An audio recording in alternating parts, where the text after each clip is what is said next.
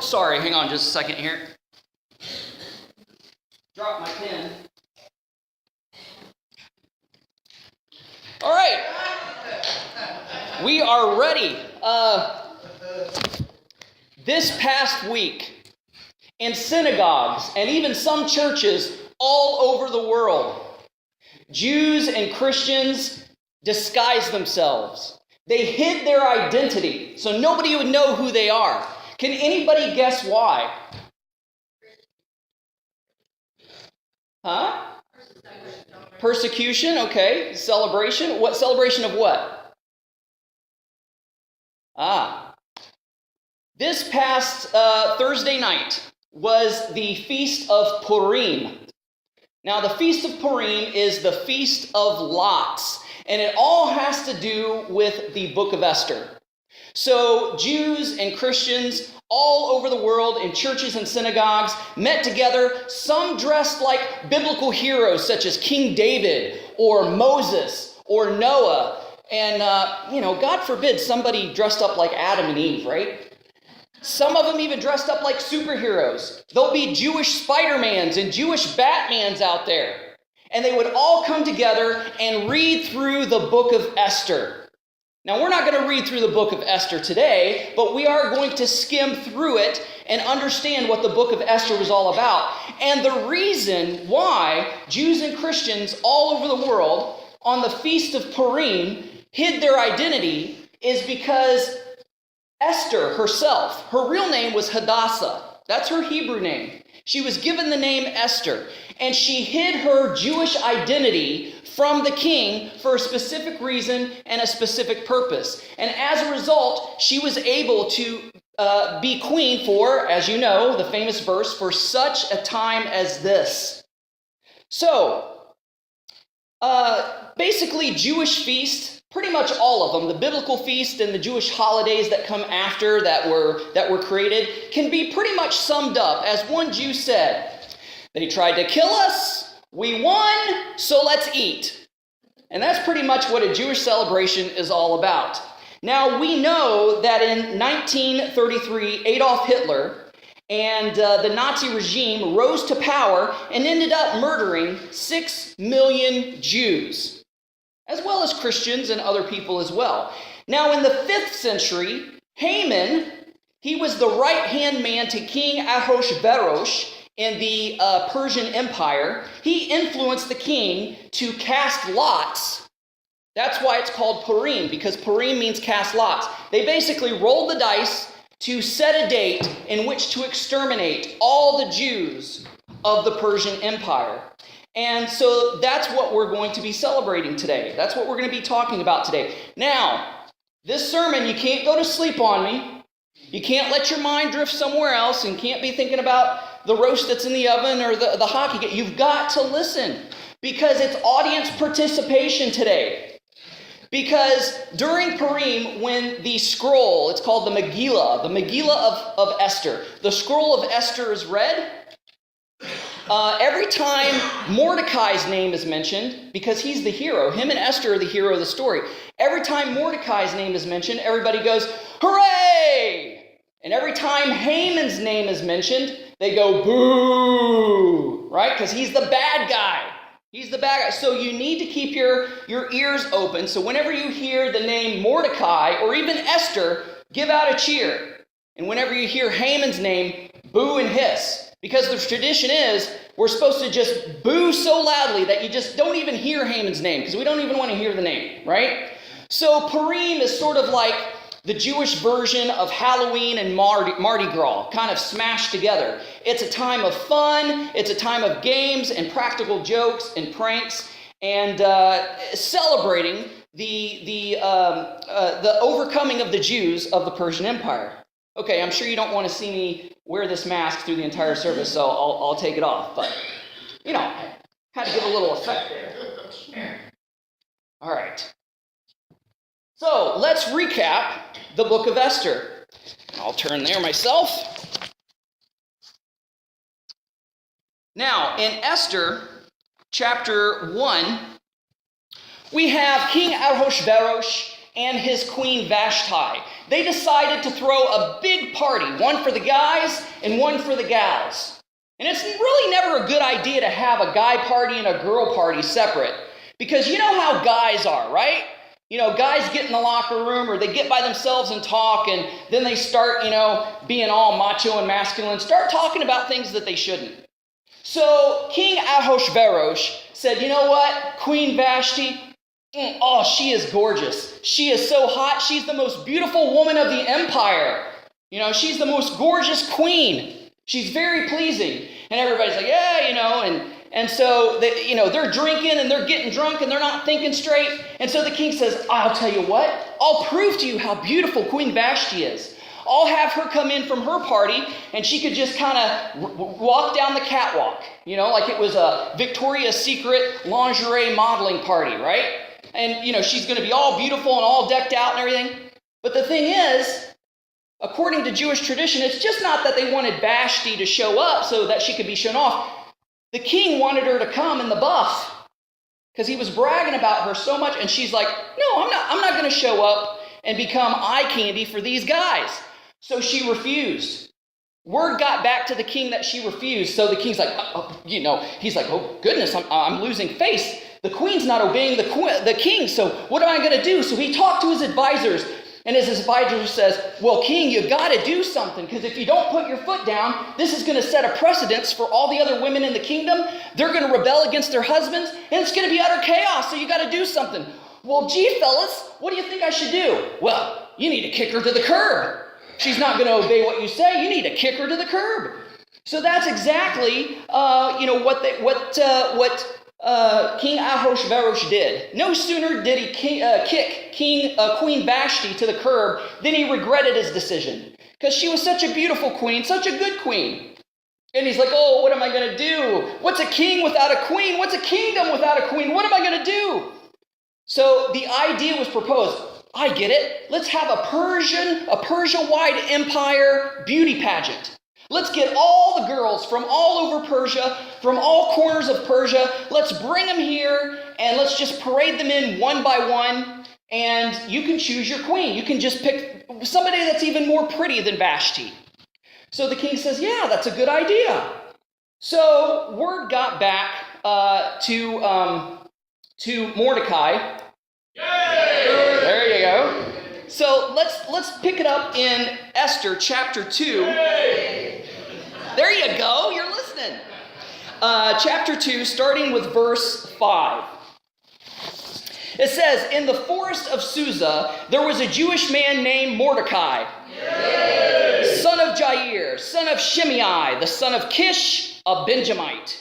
He had been taken into exile from Jerusalem with the other captives when King Nebuchadnezzar of Babylon took King Jehoiakim of Judah into exile. Mordecai was the legal guardian of his cousin Hadassah, that is Esther, because she had no father. Yeah, there you go. You guys are getting it. Because she had no father and no mother. The young woman was so beautiful. She had a beautiful figure and was extremely good looking. When her father and mother died, Mordecai had adopted her as his own daughter. When the king's command and edict became public knowledge, and when young women were gathering at the fortress of Susa under Hegel's supervision, Esther was taken to the palace into the supervision of Haggai, keeper of the women. The young women pleased him and gained his favor, so that he accelerated the process of the beauty treatments and the special diet that she received. He assigned 7 hand-picked female servants to her from the palace and transferred her and her servants to the harem's best quarters. Esther did not reveal either her ethnicity or her family background, because Mordecai ordered her not to make them known. Okay, so here sets the precedence where Esther hides her Jewish identity because she's obeying her uncle Mordecai, and she doesn't really understand why, but Mordecai's a smart guy. And so he commands her to hide her lineage and her Jewish identity. All right. So every day, Mordecai took a walk in front of the harem's courtyard to learn how Esther was doing and to see what was happening to her. So, as the story progresses in chapter 2 and as things go on, there arises a plot. This is part of the story that just seems to kind of be plopped in there, and you really no rhyme or reason, but this little incident that takes place is very important later on in the story. So, while Mordecai was checking on Esther, he got wind that a couple of the guards were plotting against King Ahasuerus. They were going to unhatch a assassination plot against the king. So Mordecai knew this wasn't a good thing. So he told the people that needed to know, and the plot was thwarted, and this whole incident was recorded in the king's chronicle of history, in the king's books. Books were shut, put away, totally forgotten about. You know, it was almost a footnote in history. It didn't even make the 6 o'clock or the 11 o'clock news. All right? So the king is safe for now. So in chapter 3, we're introduced to Haman. He is an Agite. And an Agite is one of the descendants of the Amalekites. And he plots to kill all the Jews in Persia. So to understand a little bit more about Haman, I'm going to turn quickly to Exodus chapter 17. And starting with verse 8, this is talking about the Amalek's attack upon the children of Israel. And this was the battle where Moses' hands were lifted up and set between two rocks. And as long as he had his hands up, Israel was winning the war against Amalek. And whenever his hands were let down, the enemy prevailed. So I want to focus in on verses 14 through 16. It said, "The Lord then said to Moses, 'Write this down on a scroll as a reminder and recite it to Joshua. I will completely blot out the memory of Amalek under heaven.' And Moses built an altar and named it, 'The Lord is my banner.'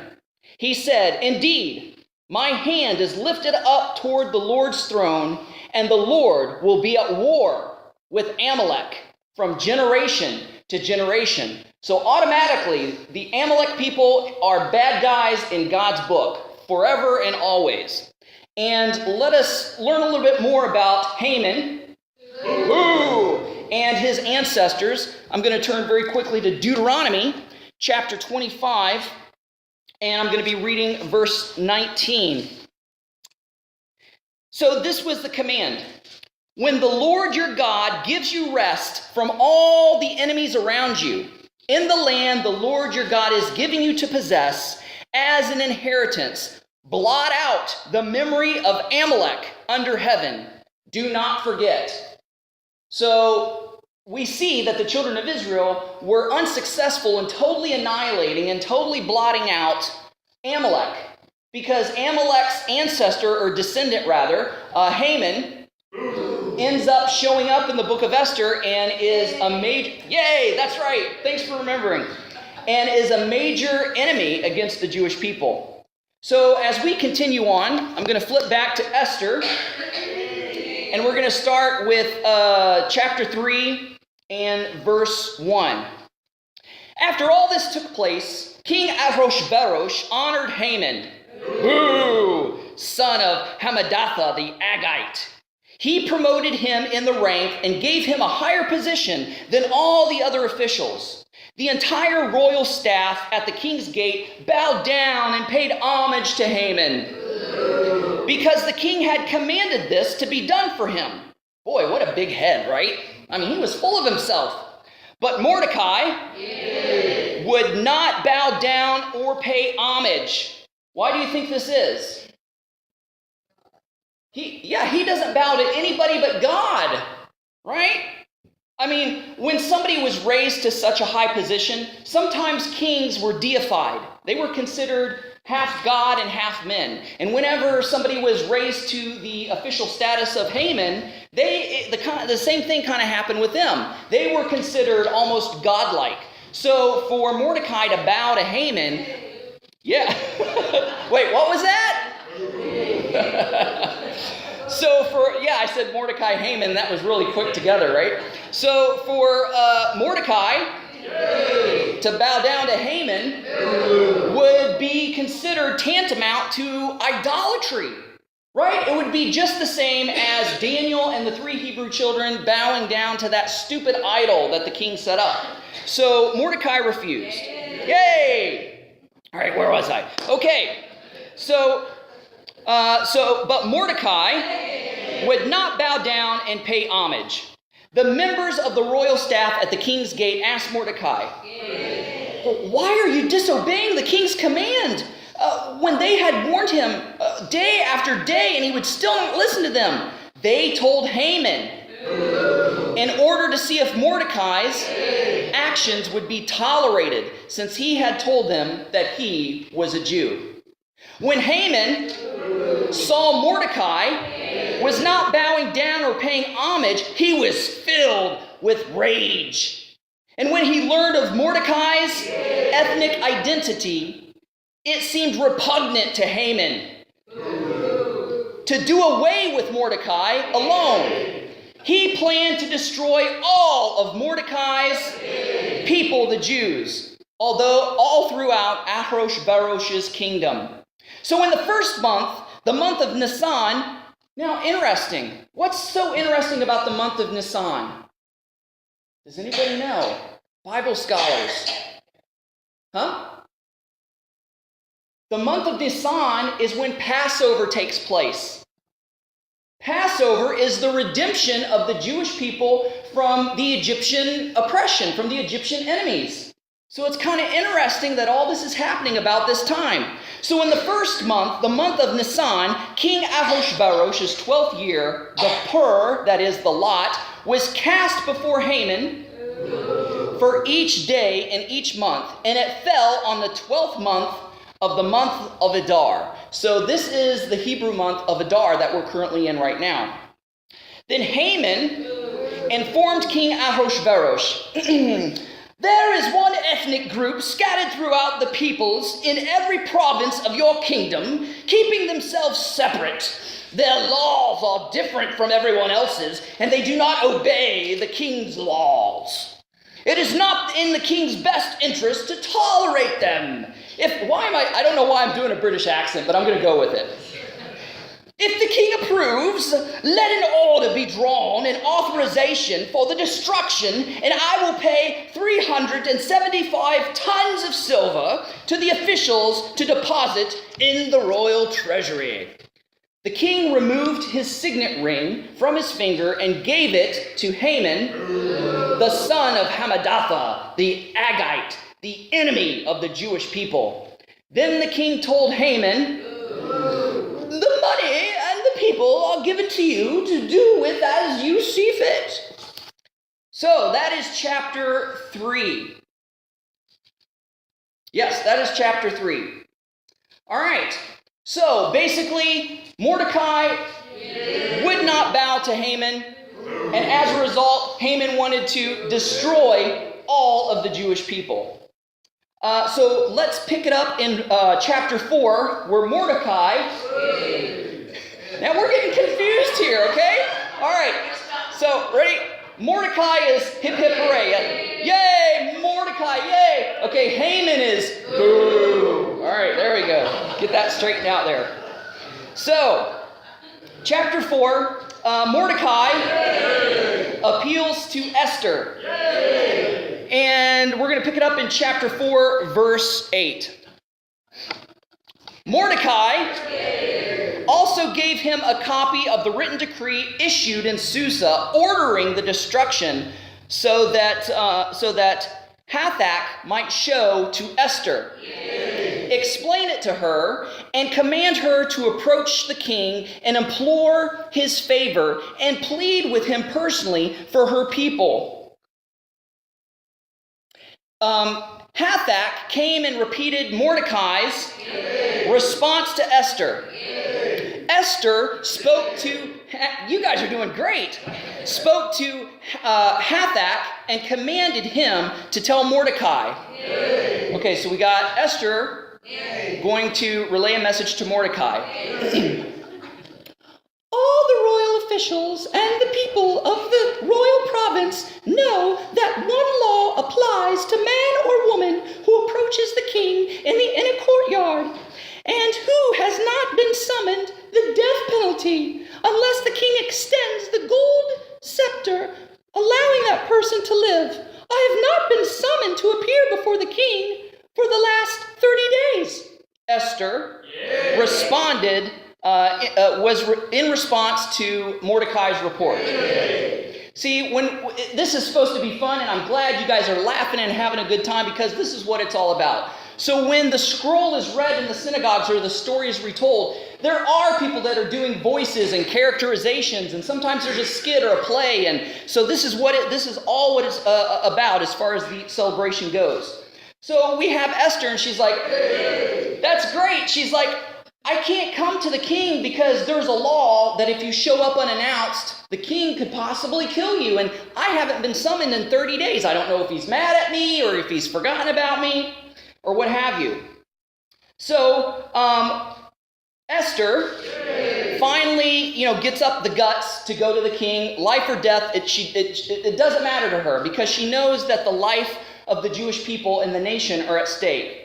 So in chapter 5, starting with verse 1, it says, on the third day, Esther, dressed in her royal clothing, and stood in the inner courtyard of the palace facing it. The king was sitting on his royal throne in the royal courtroom facing its entrance. As soon as the king saw Queen Esther standing in the courtyard, she gained favor in his eyes. The king extended the golden scepter in his hand toward Esther, and she approached and touched the tip of his scepter. So, he accepted her. She didn't get the death penalty, and he's basically like, my sweet cauliflower, what could I do for you? My Queen Esther, I'll give you anything. And so basically, she just says, she gets nervous, and she's like, could you and Haman come to a dinner that I've prepared? There you go. Could you guys come to a dinner that I've prepared? And that was pretty much it, right? So, chapter 5, Esther invites the king and Haman to dinner. Now, before that dinner, in chapter 6, the king has a bout of insomnia. He can't sleep. He's trying so hard to sleep, and he can't sleep. There's no Unisom around. There's no warm milk, and he's just wondering what he can do. And he's like, I know, reading always puts me to sleep. So, in chapter 6, starting with verse 1, it says, that night, sleep escaped the king. So he ordered the book recording daily events to be brought and read to the king. Yeah, what could be more boring than just a record of daily events? Humdrum, right? They found a written report how Mordecai had informed on Bigthana and Teresh, two of the king's eunuchs who guarded the entrance when they planned to assassinate King Ahasuerus. The king inquired, what honor and special recognition has been given to Mordecai for this act? The king's personal attendants replied, nothing has been done for him. The king asked, who is in the court? Now Haman was just entering the court of the palace to ask the king to hang Mordecai on the gallows that he had prepared for him. Right? So Haman's all confident. Yeah, boo. He's all confident. He's full of himself. He's like, I'm second next to the king. I want this Mordecai gone, and I want his Jewish people gone. So I've built these gallows to hang him with, and I'm just going to get the king's approval. Should be no problem, right? So it says, the king's attendant answered him, Haman is there and standing in the court. Have him enter. The king ordered. Haman entered, and the king asked him, what should I do, or what should be done for the man the king wants to honor? Haman, he thought to himself, who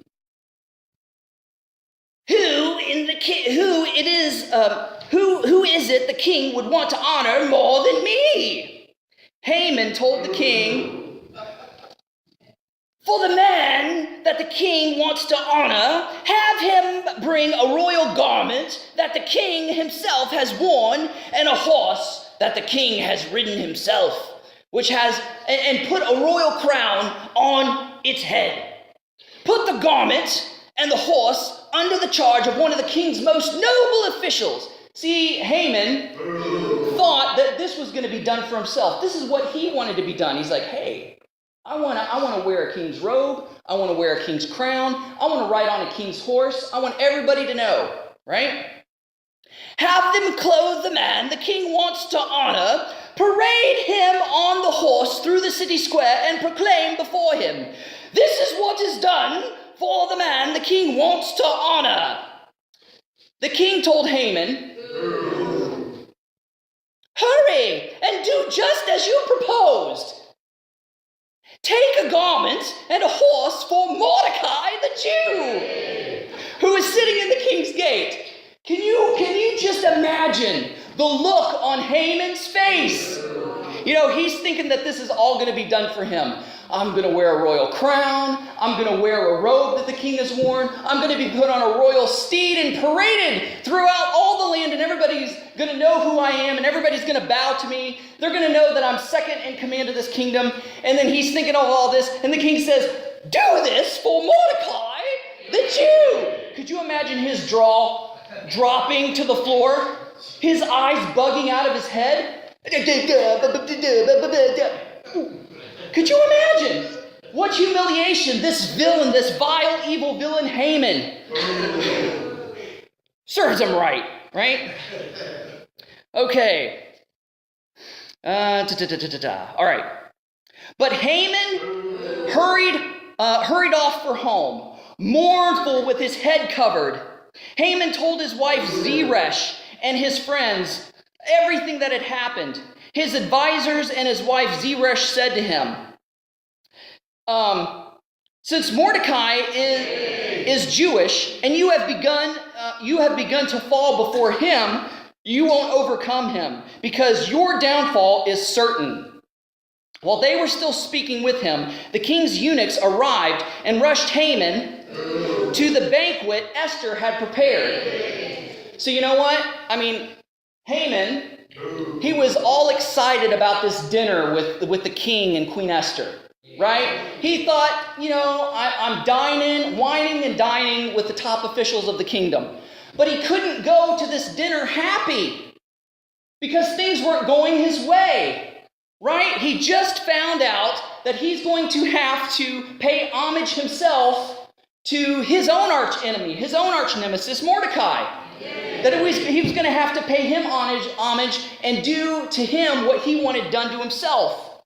So this is, wow. You can't make this stuff up. This is such a wonderful story in biblical history. All right, so now we move on to chapter 7.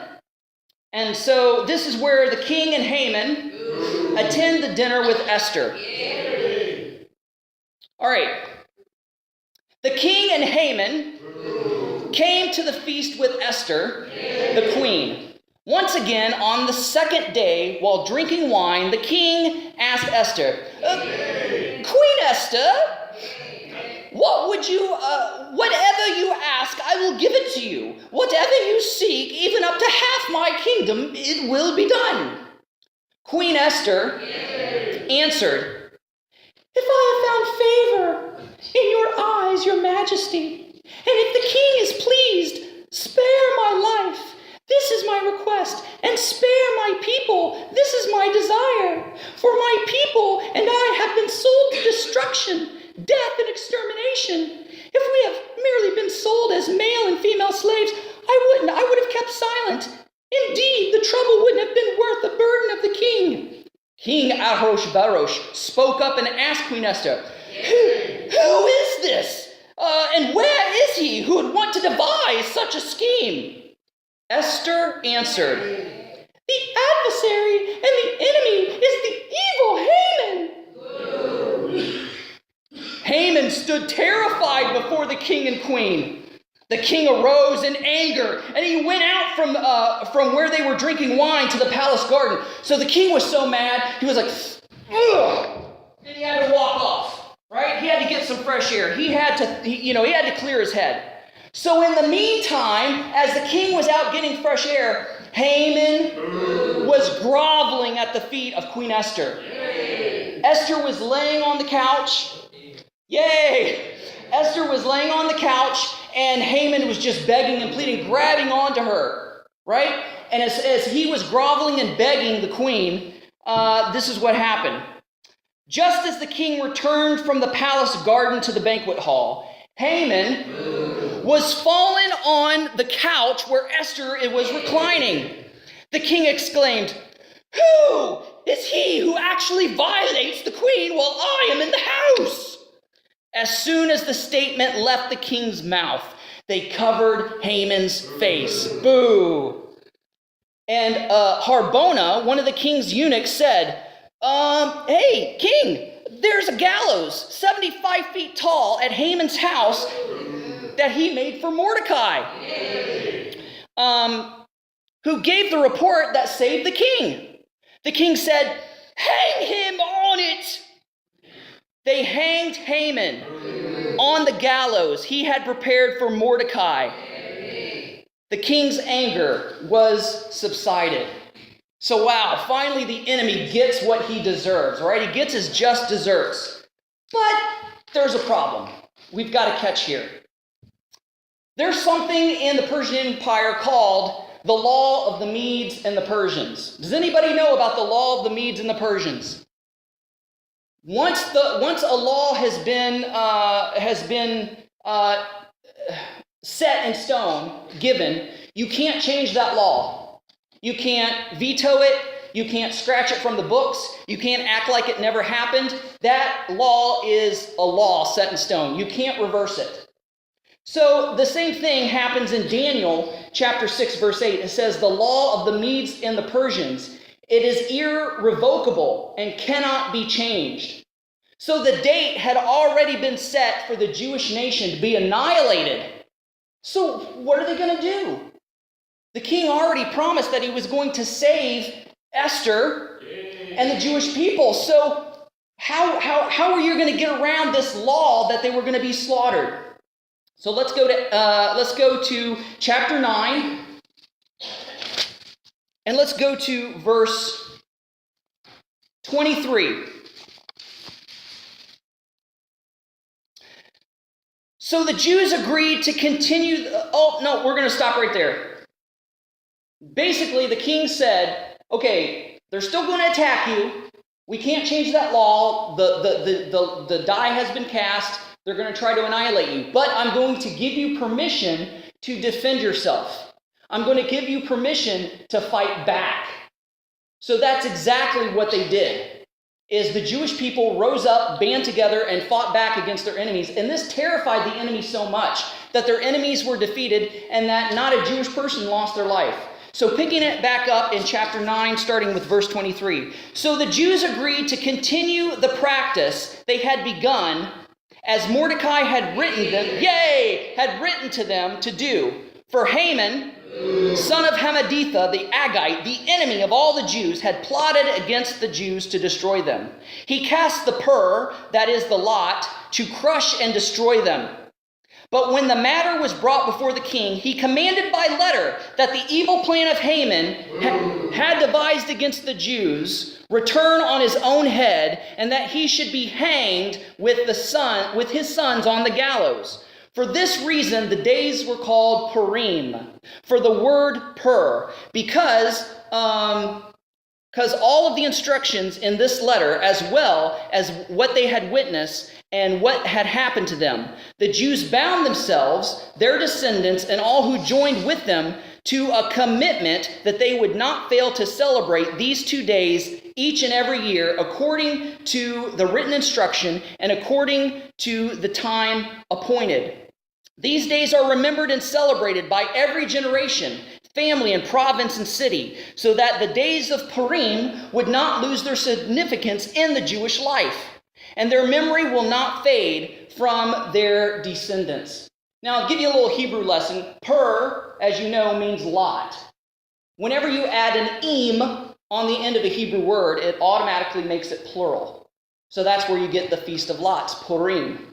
So we see this great story, just this fabulous story that has twists and turns and ups and downs that works itself out. You know, I mean, if you would make this into a movie serial, you could make like a cliffhanger at the end of each chapter and keep going. So these 10 chapters tells the great story of how Queen Esther disguised herself and hid her Jewish identity in order to save the Jewish people. And again, that's why that Jews and Christians dress up for Purim. Now, let me ask you this. How many times was the title God or his name, the Lord, mentioned in the book of Esther?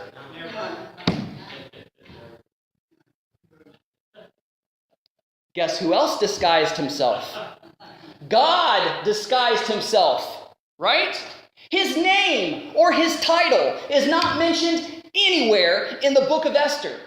But it is clear and obvious that God was working behind the scenes in this story to bring about the redemption of the Jewish people in such a marvelous and miraculous way. And that's just like us. Sometimes we go through trials and tribulations and we can't feel God, we can't see God, and we're trying so hard, we're like, oh God, I need to feel your presence. And we can't feel him. We're straining. Oh, okay, maybe some praise and worship music will help. I usually feel the glory bumps when I play praise and worship music. So you're playing the praise and worship music and you're trying to bring down the presence of God and you can't feel him. And you're like, God, where are you? But you know, just because you can't feel him, you can see him working behind the scenes. Even though it feels like he's not there, he is. And he's working behind the scenes on your behalf. He has not left you alone. He has not left you stranded. He didn't leave Esther and Mordecai stranded. He came through for them and destroyed the enemy in a miraculous way. And this reminds me of a very famous poem. I'm sure everybody has heard it, and I'm sure you all know. You probably even know what I'm going to say. Footprints in the Sand. So it's been a while since we've probably heard it. So let me read it to you. One night I dreamed a dream. As I was walking along the beach with my Lord, across the dark sky flashed scenes from my life. For each scene, I noticed 2 sets of footprints in the sand, one belonging to me and one belonging to my Lord. And the last scene of my life flashed before me, and I looked back into the sand, and I noticed that many times along the path of my life, especially at the very lowest and saddest times, there was only one set of footprints.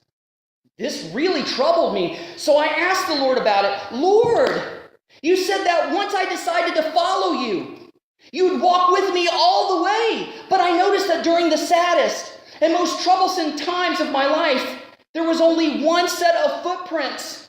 I don't understand why. When I needed you the most, you've left me. And he whispered, my precious child, I love you, and I will never leave you, never, ever, during your trials and testings. When you saw only one set of footprints, it was when I carried you. Did you know there was a sequel written to Footprints in the Sand? Let me read it to you. This is 10 years later. 10 years later and no change. One night I had a wondrous dream. One set of footprints there was seen. The footprints of my precious Lord, but mine were not along the shore. But then some stranger prints appeared, and I asked, Lord, what do we have here?